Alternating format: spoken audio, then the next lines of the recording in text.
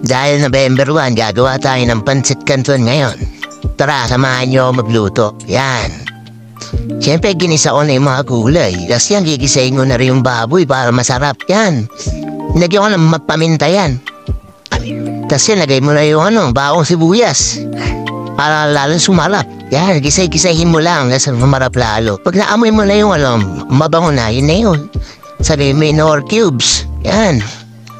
Durugin mo hanggang sa mawala yung nor cubes. Yan, syempre, lalagyan mo na sunod na yan, mampasarap. Yan, hindi mo mawala yung liquid seasoning na yan. Napakasarap niyan. Tak mo ng tak yun, yan. Tapos sunod mo yung toyo na pampatoyo ng mga asawa nyo. Pagkatapos nun, nantayin mo kumulo, yan, kumukulo na. Tapos syempre ilalagay mo na yung mama's twist niya. Napakasarap yung ginagamit ko. Ayan, maalabuntok na yung pansit, diba? Antay yung matunaw niya. Yan, panatunaw na. Hahaluin niya ng bagya. Yan, dahan-dahan lang syempre.